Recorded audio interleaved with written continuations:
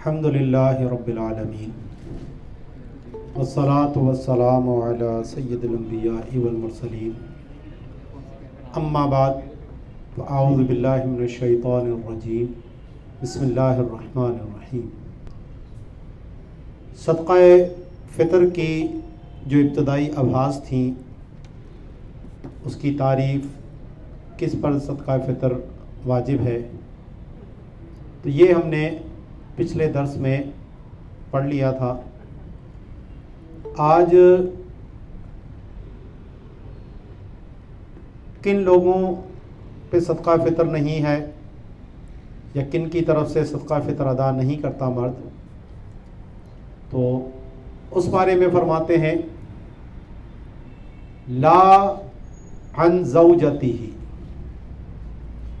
شوہر کے اوپر بیوی کا فطرہ دینا واجب نہیں ہے۔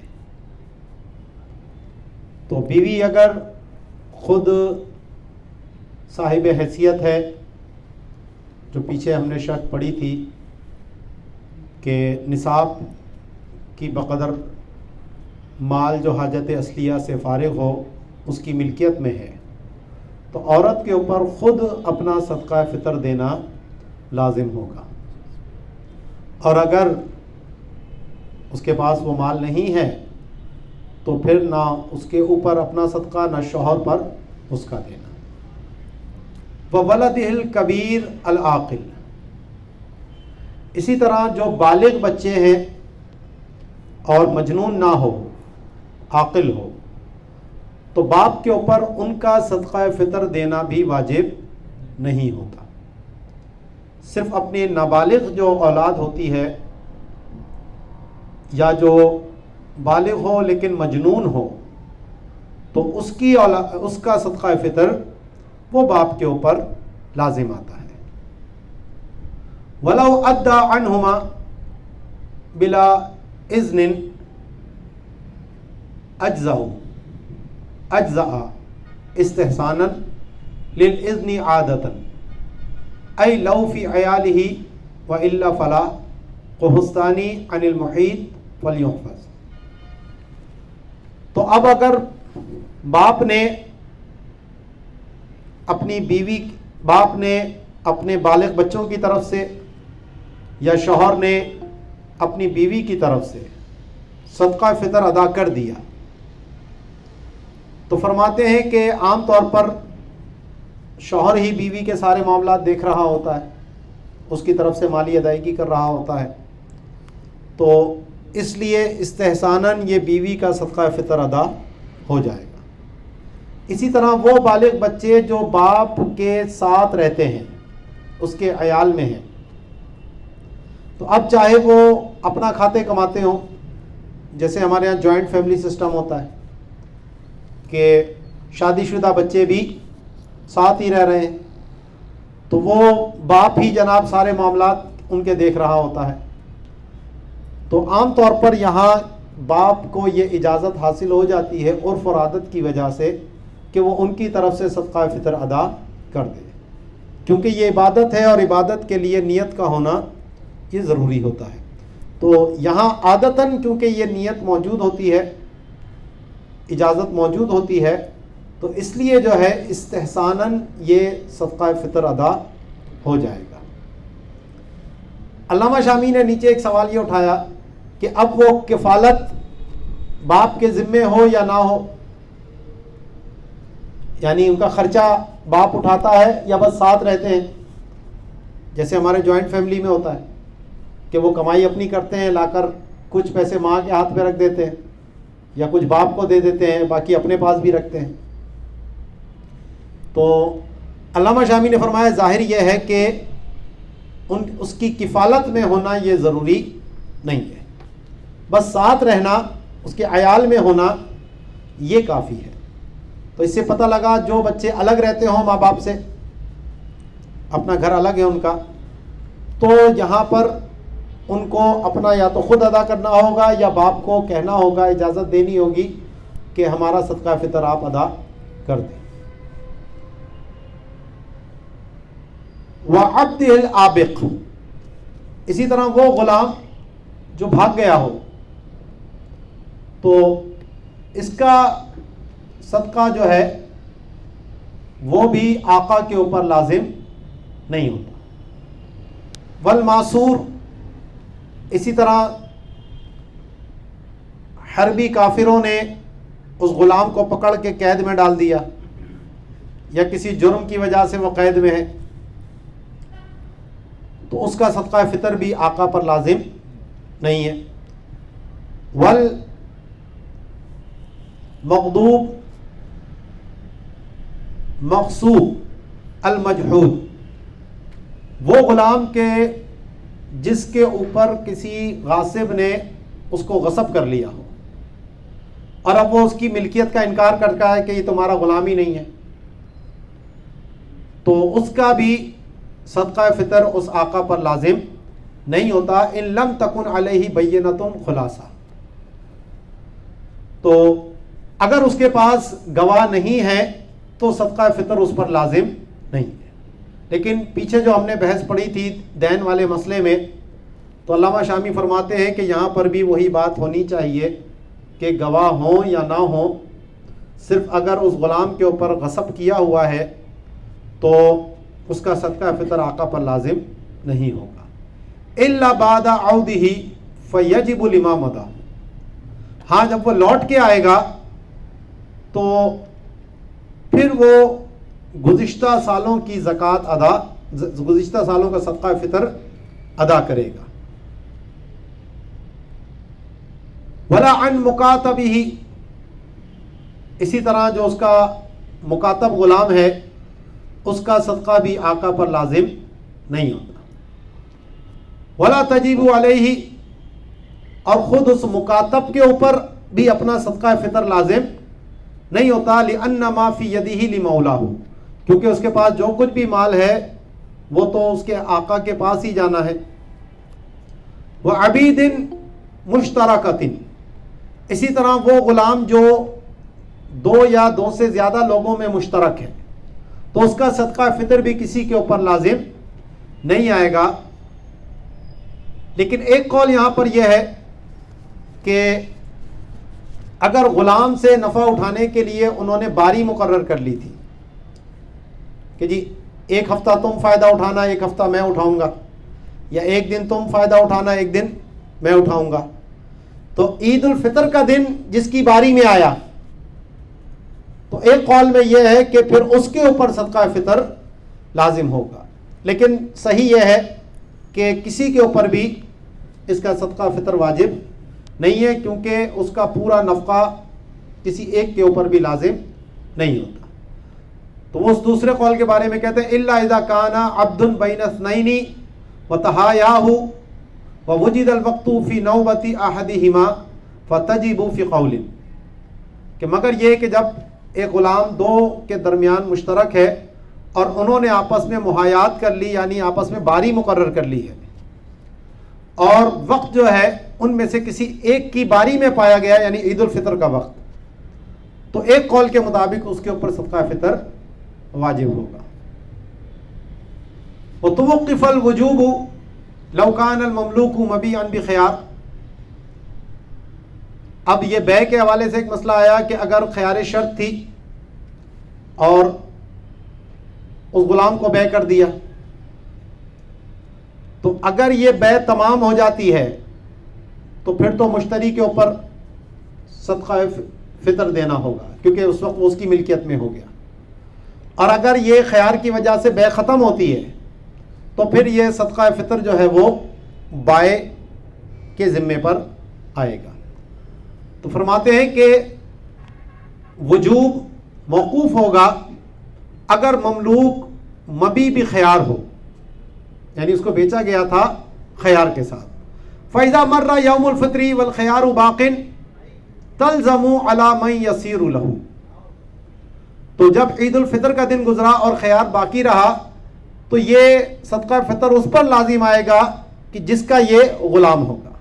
تو اگر مشتری بے کو برقرار رکھتا ہے تو مشتری کے پاس غلام جائے گا، اور اگر یہ بے ختم ہوتی ہے تو یہ غلام بھائی کے پاس واپس آئے گا. اب صدقہ فطر کی مقدار کتنی ہے؟ تو اس بارے میں دو طرح کی چیزیں ہیں. ایک تو وہ چار چیزیں ہیں کہ جس پر شریعت کی طرف سے نص موجود ہے، تو اس میں مخصوص مقدار یہ صدقہ فطر میں دینی ہوگی، اس میں قیمت کا اعتبار نہیں ہے. اور دوسری، اگر اس چار کے علاوہ کچھ اور دینا چاہتا ہے تو پھر قیمت کا اعتبار کر کے دینا پڑے گا. تو چار چیزوں میں سے ہے گندم ہے، جو ہے، کشمش ہے اور کھجور ہے. گندم کا آدھا سا دینا ہے، اور باقی جو تین چیزیں ہیں ان کا ایک سا، یہ ایک پیمانہ ہے، وہ دینا لازم ہے. تو فرماتے ہیں کہ نصف ساعٍ فاعل یجب من بر او دقیقہ او سویقہ او زبیب وجعلاه كالتمر وهو رواية عن الإمام وصححه البهنسي وغيره وفي الحقائق والشرمبلالية عن البرهان وبه يفتى او صاع تمر او شعير. تو آدھا سا یہ واجب ہوگا. اس کا تعلق پیچھے جو شروع میں آیا تھا یجب، اسی سے متعلق ہے، یہ اس کا فاعل ہے. گندم سے یا اس کے آٹے سے یا اس کے ستو سے، یعنی گندم بھی دے سکتے ہیں، اس کا آٹا بھی دے سکتے ہیں اور اس کا ستو بھی دے سکتے ہیں. تو یہ تین چیزیں اگر دیں گے تو نصف سا، آدھا سا دینا ہوگا. یہاں انہوں نے زبیب، ماتن نے زبیب کو یعنی کشمش کو گندم کے حکم میں لکھا، لیکن فرماتے ہیں کہ جو صاحبین کا قول ہے وہ انہوں نے اس کو گندم کے ساتھ نہیں شمار کیا بلکہ اس کو کھجور کے ساتھ شمار کیا، جو آگے آ رہا ہے کہ ایک سا دینا ہوگا. اور یہی امام صاحب سے بھی ایک روایت ہے. تو اس کا مطلب ہوا یہ پھر کل کی تینوں کی روایت ہو گئی، اور اسی کو علامہ بہنسی اور دیگر علماء نے صحیح قرار دیا، اور حقائق اور شرم بلالیہ نے برہان کے حوالے سے فرمایا کہ اسی پر فتویٰ ہے. تو مفتبی قول یہی ہے کہ گندم کا حکم الگ ہے، باقی تین چیزوں کا حکم الگ ہے. تو گندم کے لیے آدھا سا ہے اور باقی ان تین چیزوں کے لیے ایک سا ہے. تو اس لیے فرمایا او سا او تمرن او شعیر، کہ کھجور کا ایک سا یا جو کا ایک سا. ولو ردیہ، اس میں کوالٹی کا اعتبار نہیں ہے، کیونکہ کھجوریں اچھی والی بھی ہیں. اب اجوا کھجور بھی ہے جو پاکستان میں وہ 3000 روپے کلو ہے، اور 200 روپے کلو کھجور بھی مل رہی ہے. تو اگر کھجور دیں گے تو اس پیمانے کو دیکھا جائے گا، قیمت کا اعتبار نہیں ہے. اسی طرح گندم، پنجاب کی گندم مہنگی ہے، سندھ کی گندم سستی ہے، تو قیمت کا اعتبار نہیں. جو گندم دیں گے تو گندم کی مقدار اتنی پوری ہونی چاہیے. وما لم ینص علیہ، جس پہ نص نہیں ہے. یہ تو چار چیزیں آ گئی تھیں، ان میں تو یہ سا اور نصف سا کی بات ہے.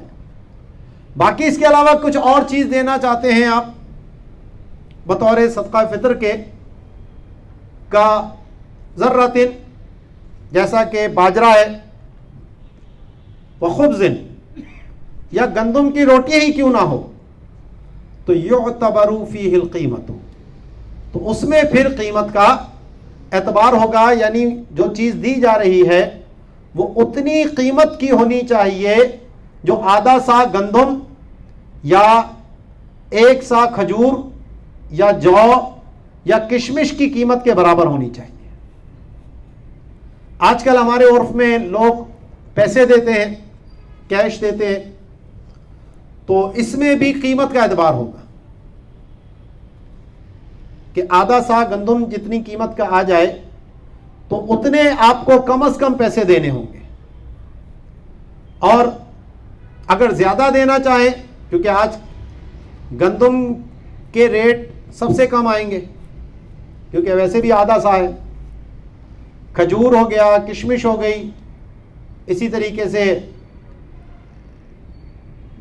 یہ جو ہو گئے، تو یہ سب مہنگے ہیں. ایک تو ویسے ہی مقدار ڈبل ہو گئی، آدھے کی جگہ پورا سا ہو گیا، اور یہ دو چیزوں کی تو ویسے ہی قیمت زیادہ ہے. کشمش ویسے ہی مہنگی ہے، کم از کم 400 روپے کلو ہے. تو ابھی سا کا پیمانہ وزن کتنا ہے وہ انشاءاللہ بھی بتاتا ہوں آپ کو. تو اس میں پھر انسان کو اختیار ہے کہ چاہے تو گندم کی قیمت لگائے، یا جو کی لگائے، یا کھجور کی لگائے، یا کشمش کی لگائے. لیکن اس میں انسان اگر صاحب حیثیت ہے تو جتنا زیادہ سے لگائے یہ اس کے لیے بہتر ہے، کیونکہ اس میں فقراء کا زیادہ فائدہ ہے. وَهُوَ أَيَّ السَّاعُ الْمُعْتَبَرُ مَا يَسِعُ 1040 دِرْهَمًا مِنْ مَعَاشٍ وَعَدَسٍ إِنَّمَا قُدِّرَ بِهِمَا لِتَسَاوِيهِمَا كَيْلًا وَوَزْنًا. تو فرماتے ہیں اب سا کا جو اعتبار ہے یہاں پر، یہ کیونکہ سا پیمانہ ہے ماپنے کا، جیسے دودھ لیٹر میں بیچا جاتا ہے نا، تو یہ ایک ماپ ہے. ٹھیک ہے، لیٹر کے اندر جو چیز ہوتی ہے. اب ہمارے دور میں یہ چاروں چیزیں جو ہیں وہ وزن کے ساتھ بکتی ہیں، ہمارا لین دین سارا وزن سے ہوتا ہے. تو اب اس پیمانے کے اندر جو ماپا جاتا تھا تو اس کا اگر وزن کریں تو اب کتنا وزن بنے گا. تو اس کے لیے انہوں نے کہا کہ ماش یا مسور، ان دو دالوں کے جو دانے ہیں وہ عام طور پر ایک ہی وزن کے ہوتے ہیں، لیکن گندم کے دانے میں وزن کے اعتبار سے فرق آ جاتا ہے، جو کے دانے میں وزن کے اعتبار سے فرق آ جاتا ہے، کیونکہ سوکھی ہوگی گیلی ہوگی اس اعتبار سے فرق آئے گا. اگر گیلی گندم ہے تو ماپنے میں تو ایک جتنی آ رہی ہے، لیکن وزن میں وہ کیا ہو جائے گی، زیادہ ہو جائے گی. جو سوکھی ہوئی گندم ہوگی وہ وزن میں کم ہوگی. تو یہاں اس لیے فرمایا کہ 1040 درہم کا وزن پیچھے آپ کو بتایا تھا میں نے. تو جتنا ان کا وزن بنے گا ماش کی دال کا اور مسور کی دال کا، کہ ان کو اس پیمانے میں ڈالو تو اس کا وزن اتنا آئے گا. اور ان دو دالوں کو ہی کیوں لیا، تو اس کی وجہ بتاتے ہیں کہ کیونکہ یہ دونوں جو ہیں وہ کیل اور وزن کے اعتبار سے برابر ہوتے ہیں. یعنی ان کے ایک جتنے بھی دانے نکالو گے، جتنا کیل کرو گے اتنا ہی وزن دوسرے کا آئے گا. ان میں عام طور پر ایسا فرق جو قابل توجہ ہو وہ نہیں آتا. اب آج کے دور میں جو سا کا حساب ہے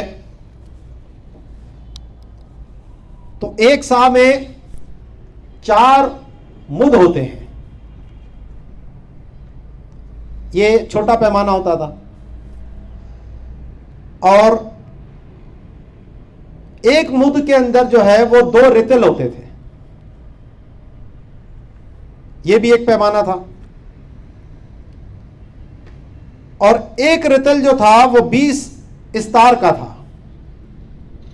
یہ اس سے چھوٹا پیمانہ. اور استار جو ہوتا تھا وہ 4.5 مسقال کا ہوتا تھا. مسقال کا وزن پیچھے ہم نے زکوٰۃ کے باب میں پڑھ لیا تھا. اور ایک تولے میں کتنے ہوتے تھے؟ 12 ماشے. ٹھیک ہے، تو اس طرح ایک سا کے اندر 4 مد ہیں، یعنی 8 رتل. اور رتل کو جب ہم استار میں کریں گے تو ایک رتل میں 20 استار ہوتے ہیں، تو اس کا مطلب ہے 160 استار آ گئے. اور ایک استار جو تھا وہ 4.5 ماشے کا اس کا تھا، 4.5 مسقال کا. تو جب ہم نے اس کو مسقالوں میں تبدیل کیا تو یہ 720 مسقال بنے. کتنے؟ 720. ان 720 مسقالوں کو جب ہم نے ماشے پر ضرب دیا، کیونکہ ایک مسقال میں 4.5 ماشے تھے، تو جب ہم نے اس کو 4.5 سے ضرب دیا 720 کو، تو جواب آیا 3240 ماشے. 3240 ماشے. اور آپ کو معلوم ہے کہ ایک تولے میں 12 ماشے ہوتے ہیں، تو 3240 کو جب ہم نے 12 سے تقسیم کیا تو ہمیں تولے سامنے آ جائیں گے کہ ایک سا میں کتنے تولے ہوتے ہیں. تو 3240 کو جب ہم نے 12 سے تقسیم کیا تو ہمارے پاس جواب آیا 270 تولا. تو ایک سا برابر ہوتا ہے 270 تولے کے. امام اہل سنت مجدد دین و ملت پروانہ شمع رسالت امام احمد رضا خان علیہ رحمت الرحمان نے بھی فتاوی رضویہ شریف میں سا کا یہی وزن لکھا ہے کہ جو ایک سا ہوتا ہے وہ 270 تولے کا ہوتا ہے. اب تولے کا وزن آپ کو معلوم ہے، پچھلے درس میں آپ کو بتایا تھا میں نے کہ اگر ہم کلو گرام یا گرام کے اندر لینا چاہتے ہیں اس کو، تو ایک تولے میں کتنا وزن ہوتا ہے؟ 11.664 11.664. ٹھیک ہے. تو جب 270 کو ہم نے اس 11.664 سے ضرب دیا تو ہمارے پاس سا میں کتنے گرام بنیں گے وہ سامنے آ گئے. تو وہ بنیں گے 3149.38 3149.28. یعنی ایک کلو میں 1000 گرام ہوتے ہیں، تو 3000 کا مطلب کیا ہو گیا؟ 3 کلو.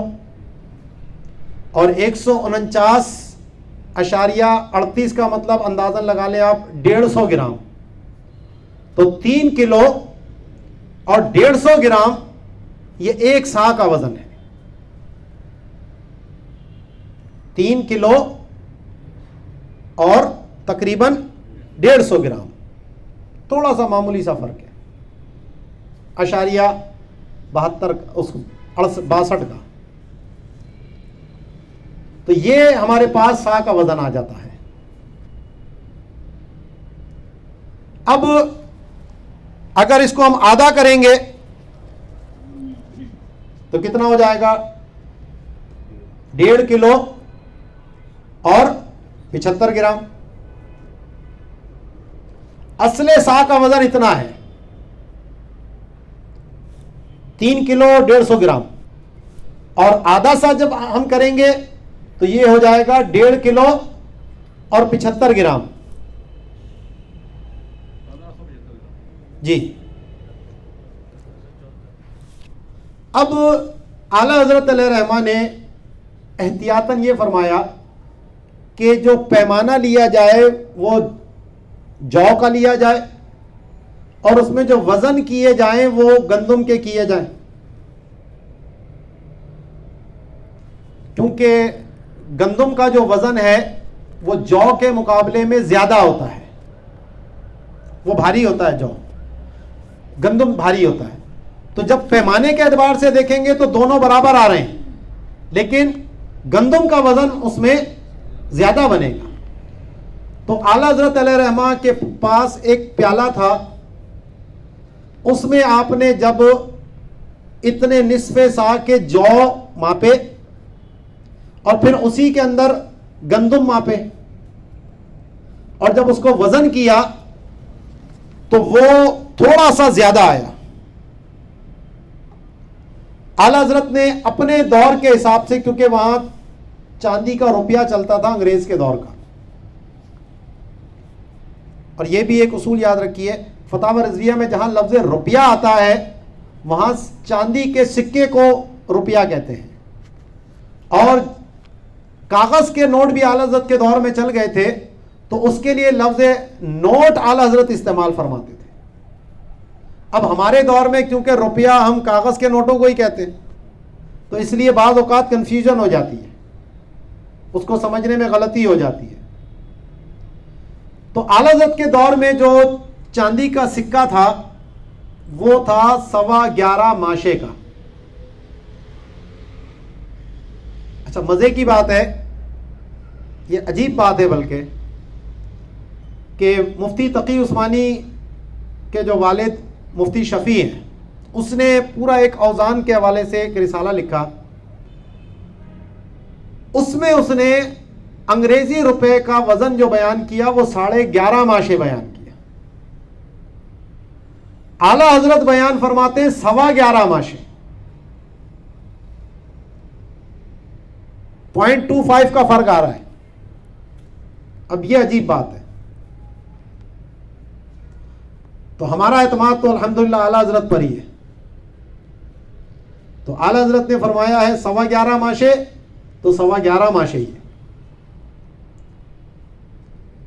تو یہ اب ان کو جواب دینا ہے کہ یہ 11.5 ماشے کیسے ہوا۔ تو بہرحال تو اعلیٰ حضرت علیہ رحمہ نے جب ان چاندی کے سکوں سے اس کا وزن کیا تو وہ اعلیٰ حضرت کے سامنے جو آیا وہ سا کا وزن آیا 288 روپے۔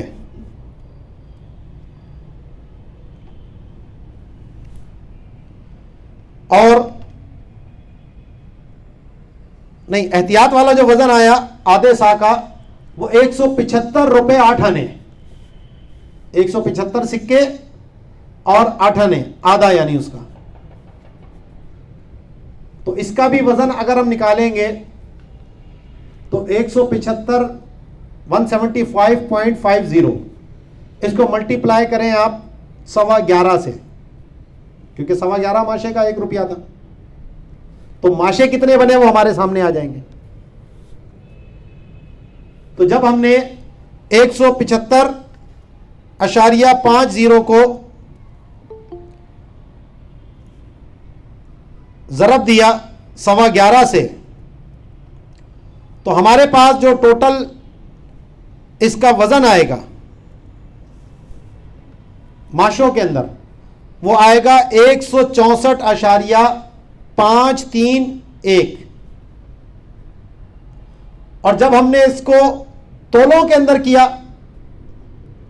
کیونکہ ماشے آ گئے نا ہمارے پاس، تو یہ جناب ہمارے پاس ٹوٹل وزن آئے گا ماشوں کے اندر 1974.375۔ ہم نے اس کو 12 سے جب تقسیم کیا تو گرام ہمارے پاس ٹوٹل آئیں گے 1919.09، یعنی 1 کلو 900 گرام اور 20 گرام لگا لو، 2 کلو میں 80 گرام کم۔ تو اصل وزن 1.5 کلو اور 75 گرام بن رہا تھا، اور احتیاط والا بھی آپ قول لیتے ہیں جو اعلیٰ حضرت نے پسند فرمایا، تو اس کے مطابق جو نصف سا کا وزن آئے گا وہ آئے گا 2 کلو میں 80 گرام کم۔ نہیں تو آپ یہ حساب کتاب لگا کر دیکھیے، ایکوریٹ یہی جواب آئے گا۔ یہ بہت غلط فہمی ہمارے معاشرے میں ہے کہ جی جو نصف سا کا وزن ہے وہ 2 کلو اور 50 گرام لوگ بول رہے ہوتے ہیں، تو 2 کلو بھی پورا نہیں ہے۔ تو ہم ایک لمسم کے طور پر جو عام طور پر جب صدقہ فطر کا اعلان ہوتا ہے تو وہ 2 کلو آٹے کی جو قیمت مارکیٹ میں ہوتی ہے وہ اعلان کر دیا جاتا ہے۔ تو اس کے لیے کسی کا اعلان کرنے کی ضرورت نہیں ہے کہ مفتی اعظم پاکستان مفتی منیب الرحمان صاحب اعلان کریں گے تو جناب اتنا صدقہ فطر دینا ہوگا۔ وہ صرف عوام کی آسانی کے لیے بتاتے ہیں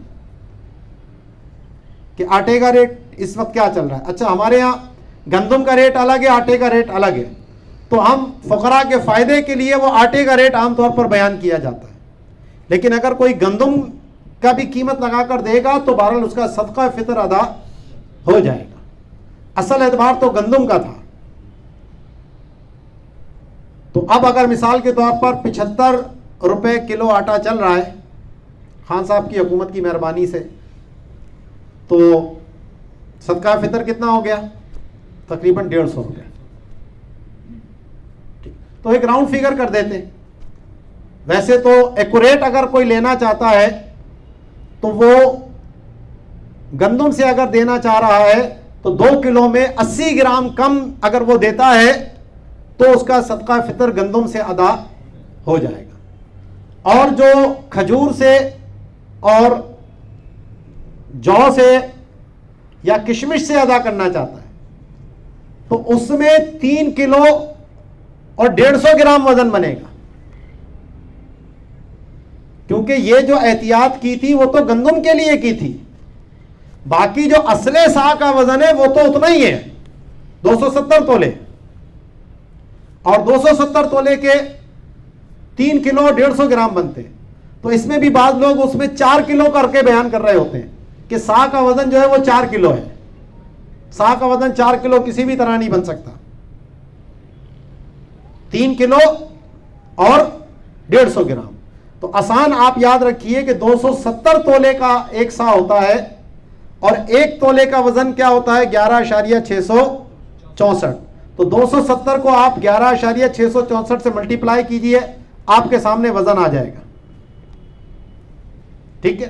اگر کوئی 4 کلو دینا چاہے تو اچھی بات ہے, منع نہیں ہے, زیادہ دینا منع نہیں ہے, کم از کم اتنا ہونا یہ ضروری ہے. ٹھیک ہے جی. آگے فرماتے ہیں کہ وَدَفْعُ الْقِيمَةِ أَيَّ الدَّرَاهِمْ أَفْضَلُ مِنْ دَفْعِ الْعَيْنِ عَلَى الْمَذْهَبِ الْمُفْتَى بِهِ جَوْهَرَ وَبَهَرْ عَنِ الظَّهِيرِيَّةِ وَهَذَا فِي السِّعَةِ أَمَّا فِي الشِّدَّةِ فَدَفْعُ الْعَيْنِ أَفْضَلُ كَمَا لَا يَخْفَى. اب گندم دینا افضل ہے یا پیسے دینا افضل ہے؟ تو اگر گندم کی شارٹیج چل رہی ہے, مہنگی چل رہی ہے, تو پھر افضل یہ ہے کہ گندم دی جائے.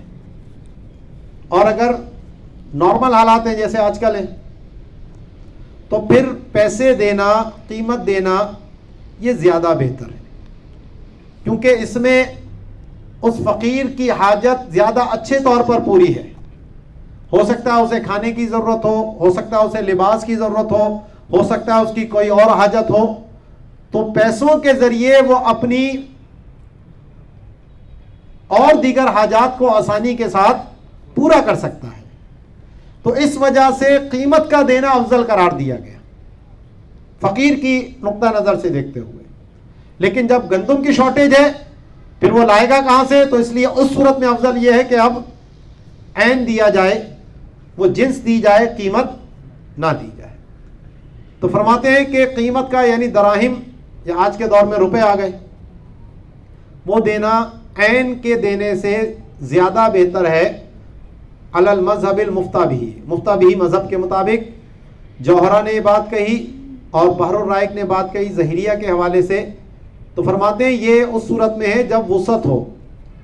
اگر شدت ہے یعنی شارٹیج ہے اس کی تو پھر عین کا دینا افضل ہے جیسا کہ مخفی نہ ہو. اب یہ واجب کب ہوگا؟ تو شروع میں نے آپ کو بتایا تھا کہ جیسے ہی صبح صادق طلوع ہوگی عید الفطر کے دن ادائیگی واجب ہو جائے گی. تو ادائیگی واجب ہے, باقی سبب اس کا انسان راس ہونا ہے, اس لیے وقت سے پہلے دے سکتے ہیں. تو بطلوع فجر الفطر متعلق بیجب, تو یہ جو وجوب آئے گا یہ فطر یعنی عید کے دن کی فجر طلوع ہونے کے ساتھ, اور فجر سے مراد صبح صادق ہے. فمن مات قبلہ ای الفجر او ولد بعدہ او اسلم لا تجب علیہ. تو جو عید کا دن آنے سے پہلے انتقال کر گیا رمضان میں، بعض لوگ یہ سوال پوچھ رہے ہوتے ہیں جی وہ ہمارے فلاں بزرگ کا فلاں اس رشتہ دار کا رمضان میں انتقال ہو گیا تو اب اس کی طرف سے صدقہ فطر نکالیں یا نہیں؟ تو اس کی طرف سے صدقہ فطر نکالنا واجب نہیں ہے، کیونکہ واجب کب ہوتا ہے؟ جب وہ عید کا جو صبح کا ٹائم ہے اس وقت وہ زندہ ہوتے. ہاں جو عید کے دن انتقال کر گیا، صبح صادق ہو چکی تھی تو اس پہ صدقہ فطر واجب ہوا تھا اور ادا نہیں کیا، تو پیچھے میں نے آپ کو بتایا کہ ورثہ اگر اس کی طرف سے ادا کر دے تو وہ ادا ہو جائے گا. ٹھیک ہے، تو جو عید کے دن سے پہلے انتقال کر گیا اس پہ صدقہ فطر واجب ہی نہیں ہوا تھا. یا جو عید کے دن بچہ پیدا ہوا، عیدو میاں ہے ہمارے یہاں، جو جس دن پیدا ہو وہی نام رکھ دیتے ہیں. جمعہ خان ہوتے ہیں، جمعے کے دن پیدا ہوئے تو عید کے دن پیدا ہوا تو وہ عیدو ہو جاتا ہے. تو عیدو میاں ہے کوئی، صبح صادق کے بعد پیدا ہوئے تو ابھی اس بچے کا صدقہ فطر واجب نہیں ہے، کیونکہ صبح صادق کے وقت وہ دنیا میں موجود ہی نہیں تھا. او اسلم، یا عید کے دن کوئی مسلمان ہوا، جس وقت صبح صادق تھی اس وقت وہ غیر مسلم تھا، تو جب غیر مسلم تھا تو وہ عبادت کا اہل ہی نہیں تھا، اس پر صدقہ فطر واجب ہی نہیں تھا اس وقت. اب جب دن میں مسلمان ہوا تو اس کے اوپر صدقہ فطر واجب نہیں ہوگا. یہ اسی طلوع فجر کی قید سے ہمیں یہ تینوں مسائل سامنے آئے ہیں. وَيُسْتَحَبُّ إِخْرَاجُهَا قَبْلَ الْخُرُوجِ إِلَى الْمُصَلَّى بَعْدَ طُلُوعِ فَجْرِ الْفِطْرِ عَمَلًا بِأَمْرِهِ وَفِعْلِهِ علیہ الصَّلَاةُ وَالسَّلَامُ. کہتے ہیں مستحب یہ ہے کہ عید والے دن جب طلوع فجر ہو جائے تو عیدگاہ کی طرف نکلنے سے پہلے یہ صدقہ فطر ادا کیا جائے، کیونکہ آپ علیہ الصلوۃ والسلام نے حکم بھی یہی دیا اور خود آپ علیہ الصلوۃ والسلام کا عمل بھی یہی تھا کہ عید کے دن، کیونکہ اس میں دو فائدے ہیں جو حدیث پاک میں بھی اس کی حکمت بیان کی گئی کہ ایک تو روزوں میں جو لغویات ہو جائیں یہ اس کا کفارہ ہو جاتا ہے، اور دوسرا غریبوں کے لیے عید کے دن خوراک کا انتظام ہو جائے. تو اسی لیے عید کے دن دیا جائے تاکہ ان کے پاس یہ خوراک پہنچ جائے، وہ آج کے دن محروم نہ رہے کہ سب خوشیاں منا رہے ہوں اور ان کے پاس کھانے پینے کے لیے بھی کچھ موجود نہ ہو.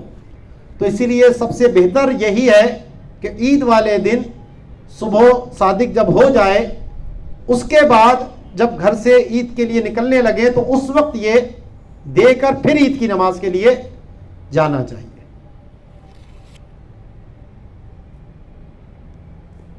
وصح اداؤها اذا قدمه على يوم الفطر. تو عید کے دن دینا مستحب ہے، واجب نہیں ہے. اس کو پہلے بھی دے سکتے ہیں، رمضان کے کسی بھی دن میں دے سکتے ہیں. اسی طرح اگر عید کا دن گزر گیا یا عید کی نماز پڑھ لی، بعض لوگ یہ بھی سوال کرتے ہیں جی صدقہ فطر رہ گیا تھا ہمارا، تو یہ بھی پیچھے میں نے آپ کو بتایا تھا کہ اس کا زندگی میں جب بھی دیں گے تو ادا ہے، قضا نہیں ہے. تو اسی لیے فرماتے ہیں کہ وصح اداؤها اذا قدمه على يوم الفطر، کہ صدقہ فطر کا ادا کرنا درست ہے جب اس کو عید کے دن سے مقدم کر دیا جائے، کیونکہ صحابہ کرام ایک دو دن پہلے نکالا کرتے تھے. جب آپ علیہ الصلوۃ والسلام خطبہ دیا کرتے تھے تو کچھ صحابہ اسی وقت نکالتے تھے، کچھ عید کے دن نکالا کرتے تھے. او اخرہ، یا عید کے بعد نکالے تو بھی ادا ہی ہوگا، اعتباراً بالزکاۃ، زکوٰۃ پر قیاس کرتے ہوئے، کیونکہ جس طرح زکوٰۃ کی ادائیگی تو فوری ہے لیکن زندگی میں جب بھی دے گا تو وہ ادا ہے، تو یہاں پر بھی یہی معاملہ ہے. والسبب موجود اذ هو الراس، کیونکہ یہاں جو اصل سبب ہے وہ بندہ ہونا، زندہ ہونا، وہ موجود ہے. تو خود بندہ موجود ہے یا اس کی کفالت میں جو لوگ موجود ہیں تو وہ زندہ ہیں، موجود ہیں، راس سر سلامت ہے ان کا. تو اس لیے جو ہے سبب جب پایا جائے تو پھر ادائیگی کی جا سکتی ہے. آگے انہوں نے یہ قید لگائی بشرطی دخولی رمضان فی الاول ای مسئلتی تقدیم هو الصحیح و بہ یفتیٰ جوہرہ و بحر عن الظہیریہ لیکن عامۃ المتون والشروح علی صحت التقدیم مطلقا وصححہ غیر واحد ورجحہ فی النہر ونقل عن الوالجیۃ انہ ظاہر الروایہ قلت فکان هو المذہب. رمضان کے آنے سے پہلے ہی کیا صدقہ فطر ادا کیا جا سکتا ہے؟ تو ماتن نے یہاں یہ قید لگائی کہ رمضان شروع ہو جانا یہ ضروری ہے کہ رمضان کا چاند دکھ گیا تو اب آپ صدقہ فطر ادا کر سکتے ہیں.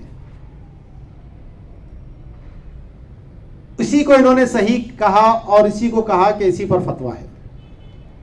یہ بات ماتن نے جوہرہ اور بحر الرائق نے ظہیریہ سے نقل کی. لیکن جو عام متون ہیں اور جو شروحات ہیں ان میں یہ مسئلہ مطلقاً لکھا ہوا ہے کہ چاہے رمضان کا چاند نظر آیا ہو یا نہ آیا ہو، رمضان سے پہلے بھی آپ صدقہ فطر مقدم کر سکتے ہیں، کیونکہ اصل سبب جو ہے وہ راس ہے، رمضان کا اس سے تعلق نہیں ہے. جو فطر کے دن کا تعلق تھا وہ شرط وجوب ادا سے تھا، سبب راس تھا تو وہ پایا گیا، تو رمضان کا اس سے کوئی تعلق نہیں بنتا. تو اسی لیے مفتہ بھی قول یہی ہے کہ آپ رمضان کی آمد سے پہلے بھی صدقہ فطر ادا کر سکتے ہیں. تو اسی لیے فرمایا کہ عام متون اور جو شروع ہے وہ مطلقاً تقدیم کے صحیح ہونے کے اوپر ہے، یعنی رمضان آیا ہو یا نہ آیا ہو. اور ایک سے زیادہ علماء نے اسی کو صحیح قرار دیا اور نہر الفائق میں بھی اسی کو ترجیح دی، اور والوالجیہ میں انہوں نے یہ نقل کیا فتاوی والوالجیہ کہ یہی ظاہر الروایہ ہے، اور جو فتویٰ ہوتا ہے وہ ظاہر الروایہ پر ہی ہوتا ہے. تو اس لیے فرماتے ہیں قلت فکان هو المذہب. تو جب یہی ظاہر الروایہ ہے تو یہی مذہب حنفی ہے. آگے مسئلہ ہے کہ کیا ایک صدقہ فطر ایک سے زیادہ مسکینوں کو دے سکتے ہیں یا پورا ایک صدقہ فطر کسی ایک مسکین کو دینا ضروری ہے؟ تو اس میں صحیح مفتہ بھی قول ہمارے نزدیک یہ ہے کہ ایک صدقہ فطر ایک سے زیادہ فقراء میں بھی تقسیم کیا جا سکتا ہے. مثلا 150 روپے آج کے حساب سے صدقہ فطر بن رہے ہیں، تو آپ نے 50 روپے کر کے 3 لوگوں جو مستحق تھے ان تینوں کو 50 روپے دے دیے، تو یہ صدقہ فطر ادا ہو جائے گا. اب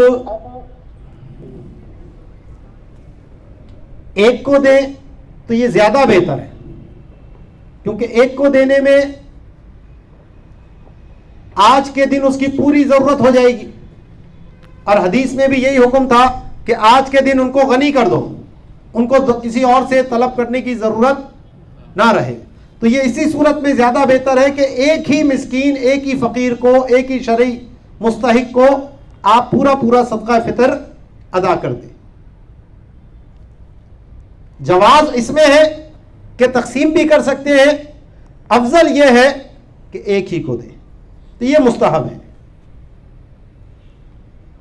اسی طرح ایک سے زیادہ لوگ کسی ایک ہی مستحق کو اپنا صدقہ دے دیں.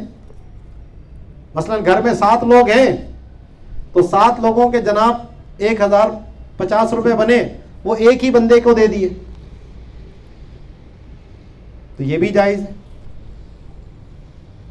अलग अलग करके दे कि ये 150, ये 150, ये 150, तब भी ठीक है, और अगर मिलाकर इकट्ठे दे दिए जब भी ठीक है, क्योंकि असल मकसूद जो था कि वो हर बंदे की तरफ से आधा सा की कीमत के बराबर अदायगी मुस्तहिक के ज़कात तक पहुंच जाए, वो हासिल हो गया।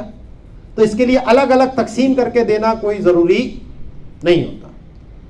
तो फरमाते हैं वजाज़ा दफ़उ कुल्ली शख्सिन फितरतहु इला मिस्कीन औ मसाकीन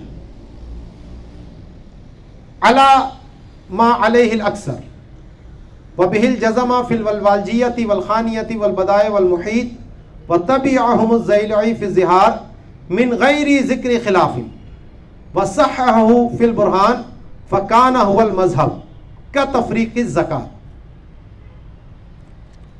कि जायज़ है एक ही शख्स अपना पूरा फितरा एक मिस्कीन को दे या एक से ज़्यादा मसाकीन को दे।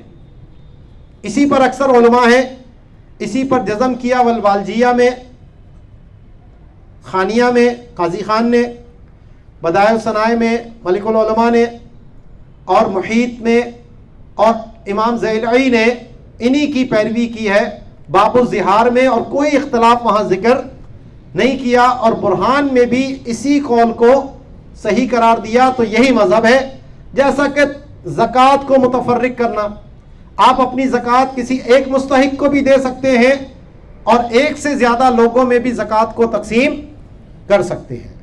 तो जैसे ज़कात तकसीम की जा सकती है एक से ज़्यादा लोगों में, ऐसे ही सदका फ़ितर भी जो है वो एक से ज़्यादा लोगों में तकसीम किया जा सकता है। अब जो हदीस का जवाब फिर देते हैं कि वल अम्रु फी हदीसी अगनौहुम, कि उनको आज गनी कर दो ईद के दिन,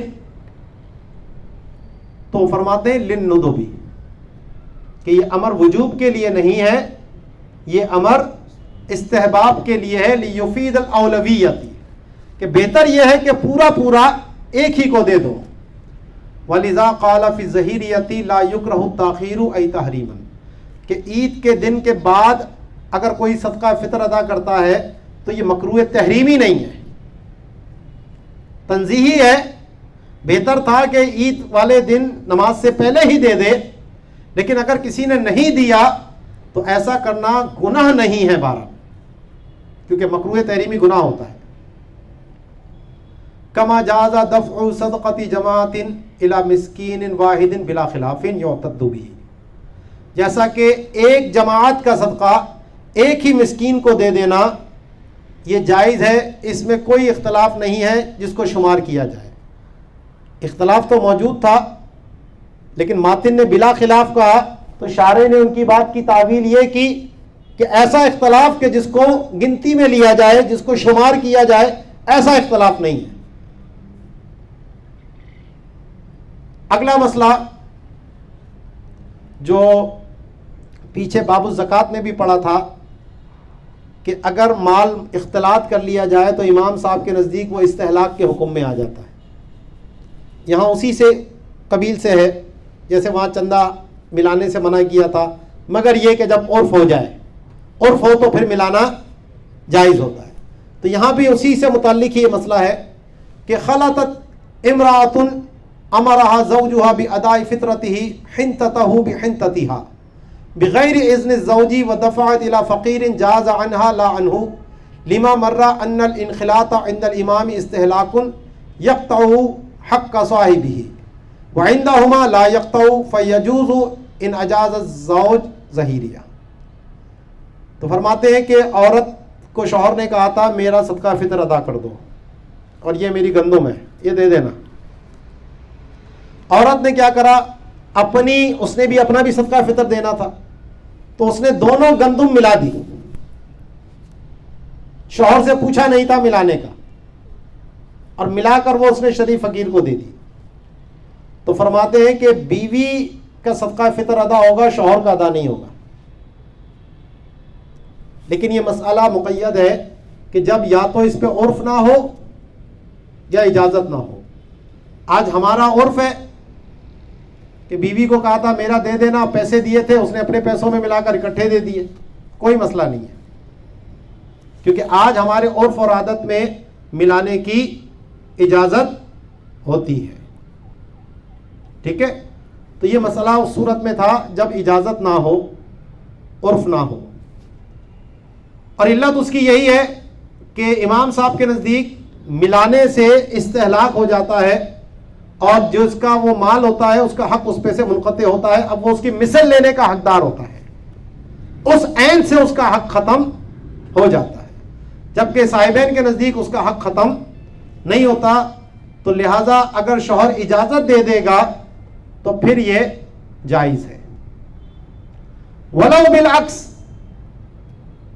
بیوی نے اپنا گندم شوہر کو دیا اور شوہر نے اسی طرح ملا کر دے دیا، تو قال فی النہار لم ارہ، کہ میں نے اس کو کہیں دیکھا تو نہیں اس مسئلے کو. ومقتضی ما مر جوازہ عنہما بلا اجازتہا، لیکن جو پیچھے گزر چکا ہے کہ شوہر ہی عام طور پر بیوی کی طرف سے دیتا ہے، ٹھیک ہے نا. تو اب اگرچہ ملا بھی لے شوہر اور عرف نہ بھی ہو، اس پہ اجازت بھی نہ ہو، تو زیادہ سے زیادہ یہ ہوگا کہ شوہر نے اس کی طرف سے ادا کر دیا. بیوی نے دیا تھا لیکن شوہر نے اپنے مال سے ادا کر دیا تو وہ ادا ہو جائے گا. تو جو پیچھے گزر چکا ہے جواز، ان دونوں کی طرف سے اس کا تقاضا یہی ہے کہ یہ جائز ہو جانا چاہیے. ولا يبعث الامام على صدقۃ الفطر ساعیا، زکوٰۃ کی وصولیابی کے لیے تو گاؤں گاؤں سعی بھیجا جاتا ہے، عاملین زکوٰۃ کی جو پیچھے ہم نے بحث پڑھی تھی. لیکن صدقہ فطر کے لیے کسی کو عامل بنا کر نہیں بھیجا جائے گا. یعنی اگر لوگ خود آ کر جمع کرا رہے ہیں تو ظاہر ہے کہ پھر اس کو اس میں سے بطور اجرت کے کچھ بھی نہیں دیا جائے گا. لأنہ علیہ الصلوۃ والسلام لم یفعلہ، کیونکہ آپ علیہ الصلوۃ والسلام نے ایسا نہیں کیا. ابو ہریرہ کو مقرر کیا تھا رضی اللہ تعالیٰ عنہ، وہ مدینے میں ایک جگہ بیٹھ گئے تھے، لوگ خود ہی آ کر اپنے فطرے ان کو وہاں دے دیا کرتے تھے. تو مدارس میں جو عام طور پہ مساجد وغیرہ میں بھی لوگ جمع کرتے ہیں، مدرسوں میں جمع کرتے ہیں، تو اس کا طریقہ تو وہی ہوگا. ابھی آگے آ رہا ہے کہ اس کے مصارف وہی ہیں جو زکوٰۃ کے مصارف ہیں. تو بغیر ہیلہ شرعی کے نہ صدقہ فطر مسجد مدرسے میں ادا ہوگا، کیونکہ تملیک نہیں پائی جاتی. تو اس کے لیے بھی اسی طرح جیسے زکوٰۃ کا ہیلہ کیا جاتا ہے، اسی طریقے سے صدقہ فطر کا بھی ہیلہ کیا جائے گا. تو فرماتے ہیں وصدقۃ الفطر کالزکوٰۃ فی المصارف، کہ صدقہ فطر انہی لوگوں کو دیا جائے گا جن لوگوں کو زکوٰۃ دی جاتی ہے، سوائے عامل غنی کے. عامل کی نفی ہو گئی یہاں پر. باقی جو فقیر تھا، مسکین تھا، رقاب تھا، فی سبیل اللہ تھا، ٹھیک ہے، مؤلفہ قلوب تو ویسے ہی ساقط تھا اگر ان کو لیتے ہیں تو ٹھیک ہے. تو یہ سارے اسی طرح ہاشمی کو نہیں دے سکتے، زوجین ایک دوسرے کو نہیں دے سکتے، اپنے اصول اور فروع کو نہیں دے سکتے. تو جہاں زکوٰۃ دے سکتے ہیں وہیں صدقہ فطر دے سکتے ہیں، اور جس کو زکوٰۃ نہیں دے سکتے اس کو صدقہ فطر بھی نہیں دے سکتے. وفی کل حال الا فی جواز الدفع الی الذمی، یہ اختلاف پیچھے ہمارا گزر گیا کہ کیا ذمی کو زکوٰۃ کے علاوہ دیگر صدقات واجبہ دے سکتے ہیں یا نہیں. تو وہاں ہم نے مفتہ بھی قول کیا پڑھا تھا کہ نہیں دے سکتے. تو یہاں وہ اس جو غیر مفتہ بھی قول ہے اس کے مطابق انہوں نے یہ بات کہی ہے، مگر یہ کہ صدقہ فطر جو ہے وہ ذمی کو دے سکتے ہیں، لیکن یہ قول مفتہ بھی نہیں ہے. مفتہ بھی قول امام ابو یوسف کا ہے، اور وہی ظاہر و روایہ ہے کہ جتنے بھی صدقات واجبہ ہیں وہ کسی بھی غیر مسلم کو نہیں دے سکتے. وعدم سقوطها بہلاک المال وقد مر، اسی طرح زکوٰۃ میں اور صدقہ فطر میں ہم نے فرق پڑا تھا کہ اگر زکوٰۃ واجب ہونے کے بعد مال ہلاک ہو جائے تو زکوٰۃ ساقط ہو جاتی ہے، لیکن صدقہ فطر میں اگر مال ہلاک ہو جائے تو صدقہ فطر ساقط نہیں ہوتا. وہ قدرت ممکنہ اور قدرت میسرہ کی جو ہم نے کل بحث کی تھی. وَلَوْ دَفَعَ صدقۃ فطرہ الی زوجۃ عبدہ جازا، اپنے غلام کی بیوی کو صدقہ فطر دے دیا. اپنے غلام کو تو نہیں دے سکتا، لیکن اس کی بیوی اس کی غلام نہیں ہے، اس کی لونڈیا نہیں ہے، کسی اور کی ہے وہ، تو اس کو وہ دے سکتا ہے. وَإِنْ كَانَتْ نَفْقَتُهَا عَلَيْهِ، مگر اگرچہ اس کا نفقہ غلام پر آئے گا، اور غلام پر آنے کا مطلب اعاقہ پر آئے گا، بیوی کا نفقہ تو دینا ہے. عمدۃ الفتاوی للشہید، خاتمہ آخری مسئلہ ہمارا یہ اس باب کا ہے کہ واجبات الاسلامی سبعۃ. ویسے تو اسلام میں واجبات بہت سارے ہیں، تو یہاں پر انہوں نے 7 کہا تو یہ حصر تو درست نہیں ہے. تو اس کی تعویل یہ کی کہ اصل میں سبعۃ مبتدا مؤخر ہے، واجبات الاسلام خبر مقدم ہے. تو مطلب یہ کہ یہ 7 چیزیں واجبات اسلام میں سے ہیں. یہ نہیں ہے کہ یہی 7 واجبات اسلام میں سے ہیں، یہ 7 واجبات اسلام میں سے ہیں، باقی اور بھی ہیں. نمبر 1، اور فرض اور واجب کا فرق کہ فرض کا منکر کافر ہوتا ہے فقہا کے نزدیک مطلقاً، لیکن واجب کا منکر جو ہے وہ کافر نہیں ہوتا. نمبر 1، الفطرۃ، صدقہ فطر واجب ہے. ونفقۃ ذی رحم، ذی رحم کا نفقہ واجب ہے، یعنی جب وہ محتاج ہو. ووتر، اسی طرح جو وطر کی نماز ہے یہ واجب ہے. وأضحیہ، قربانی واجب ہے. وعمرہ، عمرہ واجب ہے. یہ ایک قول کے مطابق ہے عمرہ. جو صحیح مفتہ بھی قول ہے اس کے مطابق عمرہ کرنا سنت مؤکدہ ہے، لیکن ایک قول میں اس کو واجب قرار دیا تو اس کے حساب سے یہاں انہوں نے لکھا ہے. وخدمت ابویہ، اپنے ماں باپ کی خدمت کرنا بھی شرعی طور پر واجب ہے. والمرأۃ لزوجہا، اسی طرح بیوی پر اپنے شوہر کی خدمت کرنا دیانتاً واجب ہے، قضاءً نہیں ہے. یعنی کورٹ میں جا کر شوہر مقدمہ نہیں کر سکتا بیوی میری کپڑے نہیں دھو کے دے رہی، کھانا نہیں پکا کے دے رہی،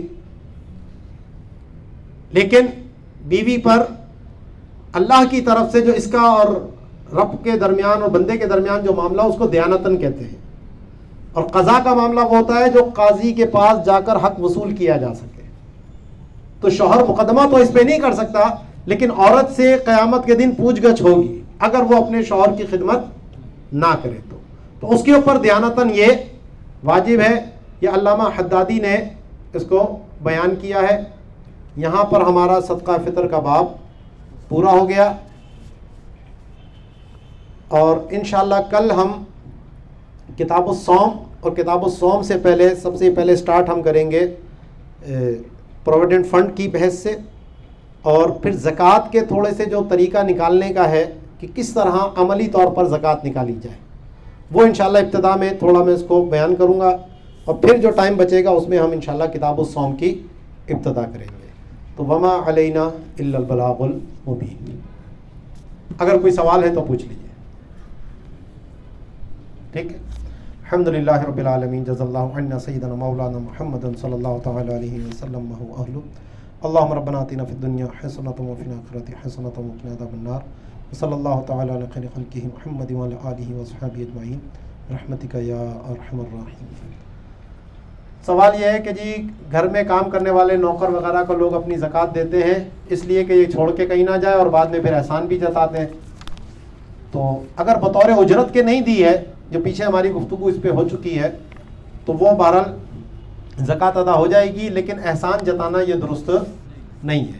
اب اگرچہ اس نیت سے دیا کہ اس کو دیتے رہیں تاکہ یہ کام چھوڑ کے نہ جائے یا کام اچھی طرح کرے، کیونکہ کام اچھا کرنا تو ویسی اس کی ذمہ داری تھی جس کو اس کی تنخواہ دی جاتی ہے، اجرت دی جاتی ہے. باقی یہ کہ اس کو زیادہ دے دیے تاکہ اور ذرا دل لگا کے کام کرے، تو پھر اس میں کوئی حرج کی بات نہیں ہے، زکوٰۃ ادا ہو جائے گی.